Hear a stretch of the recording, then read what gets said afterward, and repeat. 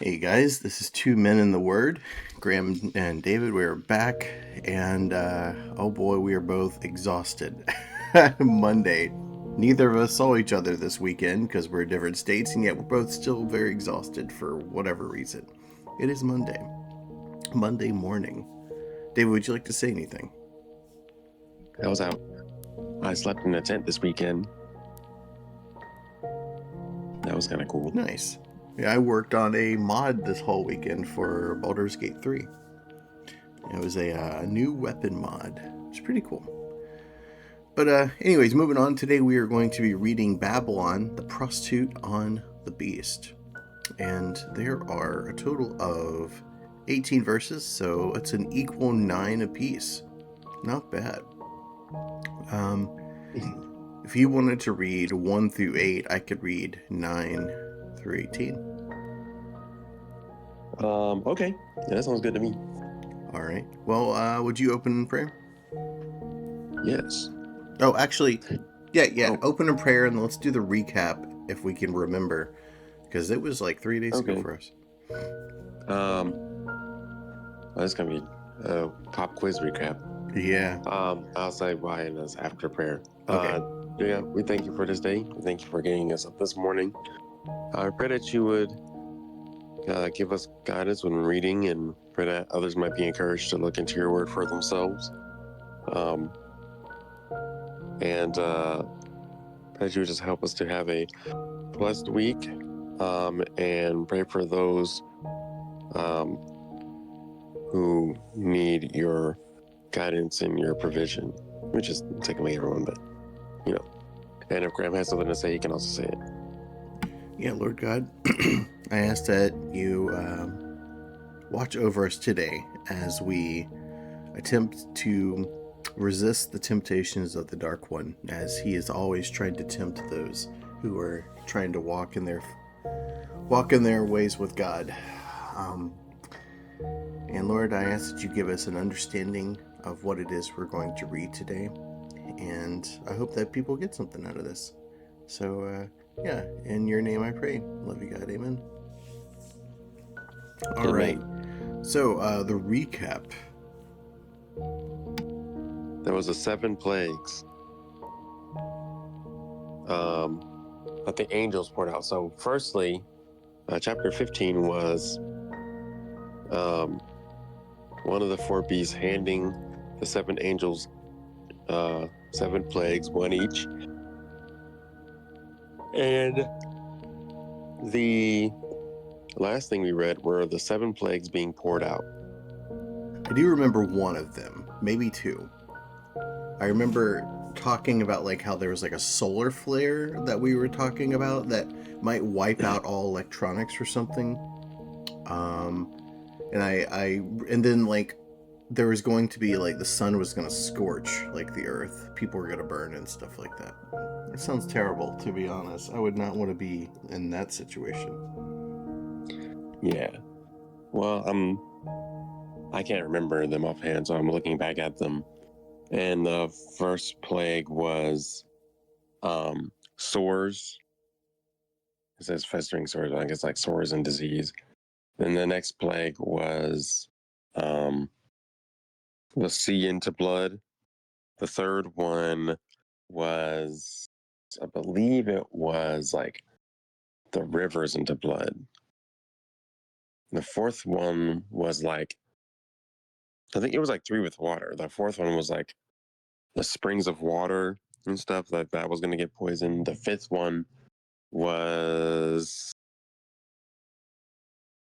I think the fifth one was the flares, or maybe it was the sixth one. Let's go back and take a look. I don't know. I think we can go on. People are like eyes are glazing over. let's move on to what we're gonna read today. So Well, go back and read them yourself. No, but no, the fifth one was darkness, and but yeah, there were 7 plagues, and they after they were thrown out, then they said that it was. They said that God's wrath was complete after that. So now today we're gonna read Today we're going to be reading Babylon, Yep. the prostitute on the beast. Yep. All right. Well, I guess I could read 1 through 8 since you just did the recap and you opened in prayer, I believe. Okay, yeah, I'll trade. I'll do. All right. Yeah.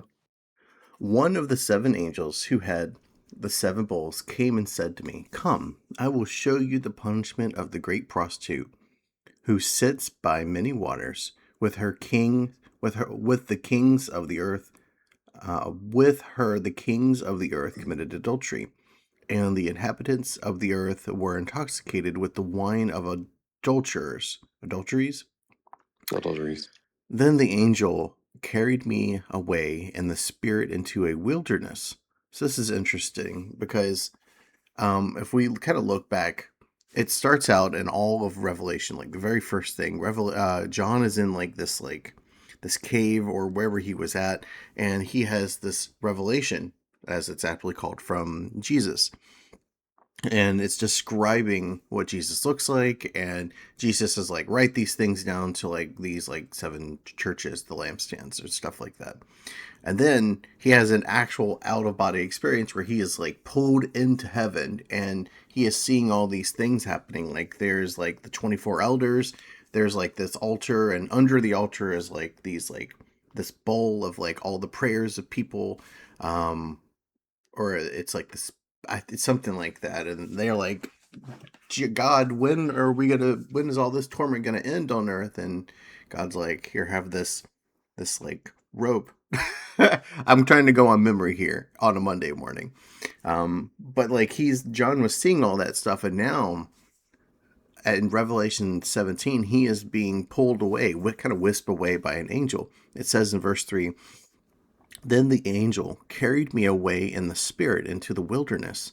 There I saw a woman sitting on a scarlet beast that was covered with blasphemous names and had 7 heads and 10 horns. The woman was dressed in purple and scarlet, and was glittering with gold, precious stones, and pearls. She held a golden cup in her hand, filled with abominable things, and the filth of her adulteries.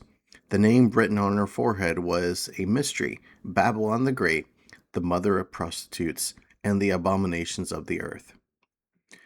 I saw, I saw that the woman was drunk with the blood of God's people and the blood of those who bore testimony to Jesus.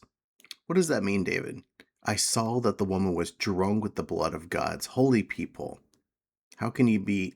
Does that mean she was like perverting those of Christianity over to her side, or was she killing them, or what do you think? Well, I think it's a bit of the former and latter, because of like symbolism. So, drunk with the blood of God's people, in the sense that they were, um, they were like destroying God's people. So they were killing them and persecuting them, and so in doing that, they had the blood of God's people was on her hands, and so it's like it's like she was almost like she was reveling in the fact that the blood of the people that were worshiping God was um shed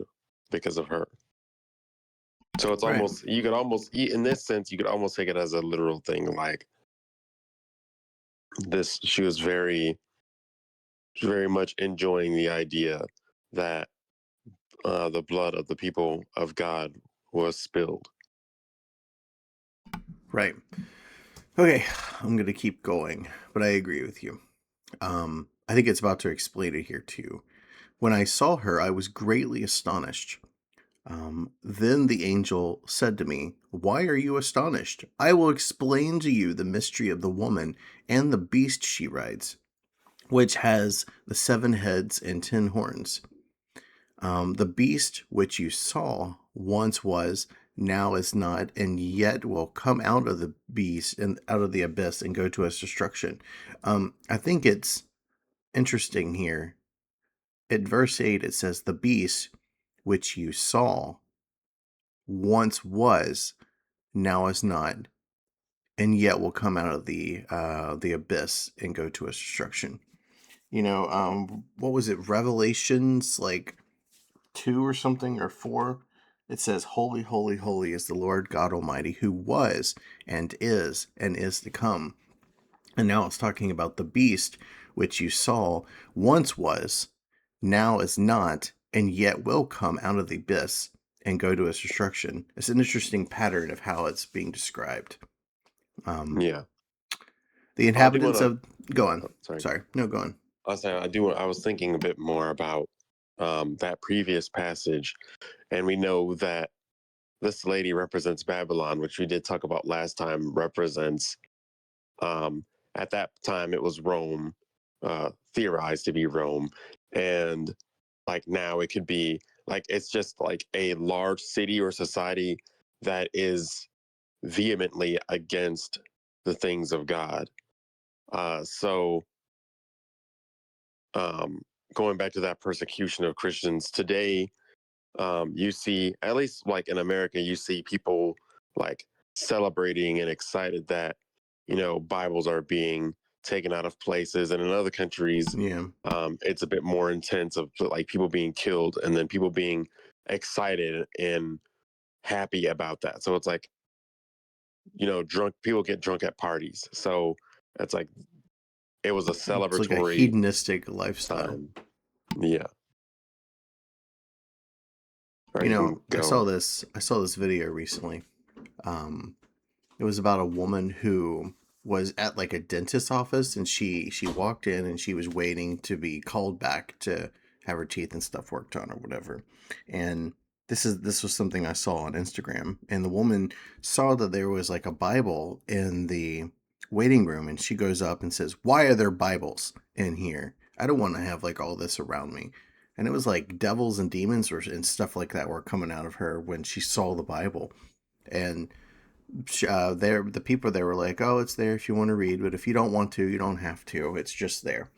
um, and then she's like, "Well, I don't want to, and I want to cancel my appointment." Like, wow. There's Oh no, I mean, yeah, that's something I saw something similar like that. It's like people there is a thing where um I saw this article about In-N-Out Burger. Now I don't think we even have an In-N-Out Burger where I am, so I don't know. I can't vouch for or against how they taste or whatever. But apparently on their bags they have Revelations or Revelation 3 verse 22, which basically is Jesus saying to come and eat at his table. I That's like like that. the yeah, the long and short of it is. And they said they're not going to remove the verse because that's like part of their family history. So no, they're Yeah, not their removing it. values. Yeah. Yeah, and people I wanted to say one wait, thing real quick because it's like burning a hole into my mind, and if I don't say it, I'll forget it. It's gonna bug me for the write rest it of the down. day. Um, People, God does not send people to hell. This is in reference to that woman. People send themselves to hell.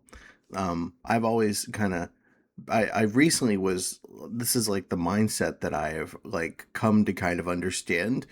And it is in this philosophy right here where like, if I was a good person, David, and I didn't know you, I'm a really good person. I donate to charities and I do all these really nice things for people. I buy someone a lottery ticket because they're really nice to me, and I just do nice things. That's something I have done, by the way. um, but I'm like, I'm coming over to your house and I'm just gonna come right in. You're gonna be like, I don't know you. Who are you? I have no Right. idea Well, who you that's not are. the point I wanted to make. Hmm? That's not the point I wanted to make. No, that's the point I'm making about this woman. People are not sent to hell by God. They send themselves to hell because if you don't want to have a relationship with God, God's not going to force you to. Well, well, the point I want to make with even this thing I'm saying leads back to your thing with that woman. Um, the thing is that people were so like upset that they would not remove that verse. And then they were upset to the point of like, well, why don't they put all these verses about how God condones like terrible behavior and God condones, and it's like pointing back to things in Leviticus about terrible things that happened, which God does not condone. It's just a record of those things happening.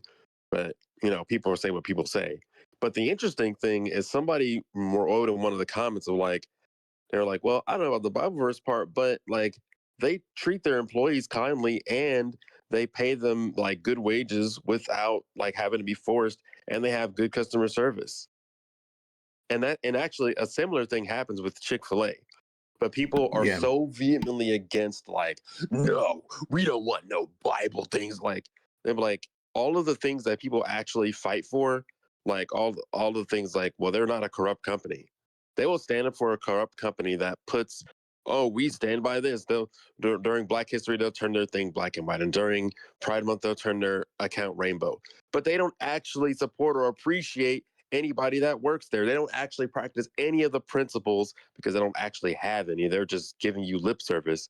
But the companies that do, because they have a Bible verse on it, which is what because the principles that they're actually following, they don't. People just don't want to hear it. But I don't know, that does kind of like irritate me a bit. It does me too. I get zealous about this kind of stuff. So that woman's actually, I'm not gonna have this disappointment here. Okay, bye. I mean, it's your mouth. Yeah. All right, let's get back to it because you apparently have to leave in 15 minutes. So, Oh shoot, you're right. all right. So, this is still in verse 8, but the next sentence. The inhabitants of the earth whose names have not been written in the book of life, from whom the creation of the world will be astonished when they see the beast, because it once was not, and yet will come. I really like the pattern that's kind of formed there. Because in heaven, I've always thought that there are like no points in time, so he's kind of trying to explain to him like an event that's going to happen so that John can understand. I think it's your turn actually to read now. Yep, is verse 9, and it's a quote. This calls for a mind with wisdom. Wait, This is the angel mind, yes. speaking, I believe. This calls for a mind with wisdom. The 7 heads are 7 hills. The 7 heads are 7 hills on which the woman sits. They are also 7 kings. 5 have fallen. 1 is, and the other has not yet come. There's your pattern. But when he does come, he must remain for only a little while. The beast who once was and now is not is an 8th king. So the beast is like representing a king himself. He belongs to the 7 and is going to his destruction.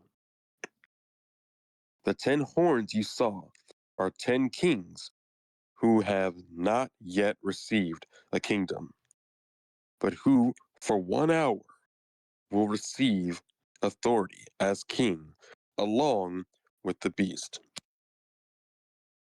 They have one purpose and will give their power and authority to the beast. They will wage war against the Lamb, but the Lamb will triumph over them because he is Lord of lords and King of kings.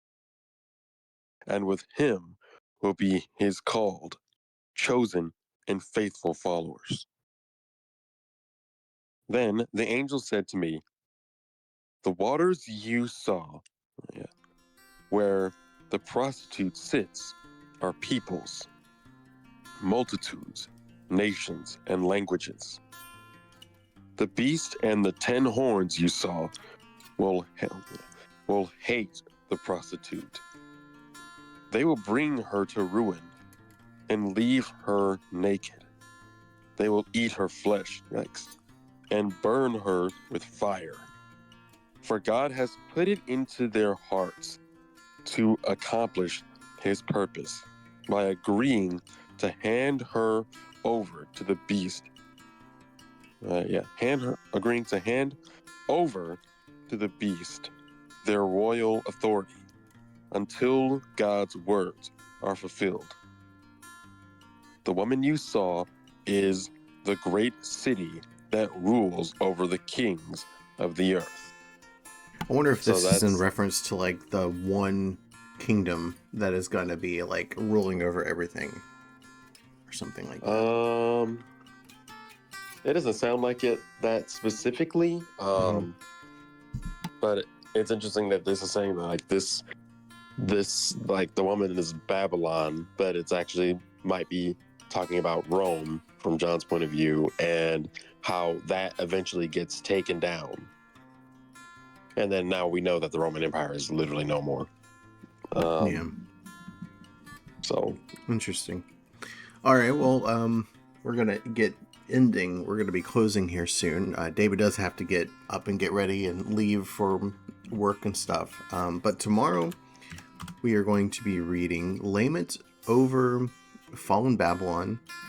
Oh man, there is a tremendous amount to read tomorrow. Oh my god, there's a lot. 24, not huge. Like I guess 12 it's apiece good or that it's something. coming Tuesday, because hopefully we have more time Tuesday. Yeah, I don't work Tuesday, so yeah. Oh, good. Okay. All right. Well, that is going to be it for today. So, all right, guys. Do you want to say anything in closing, David? Just keep everyone in prayer, and feel free to comment if you have some thoughts. And there's something I want to say. Make sure you try sauteed yams. You might like something like that. Yeah. That is, you could do that as well. Yeah. Some sauteed scallops with yam. I think that would be good. All right. Thank you all for coming here, and we'll see you guys in the next reading. Bye, guys. See ya.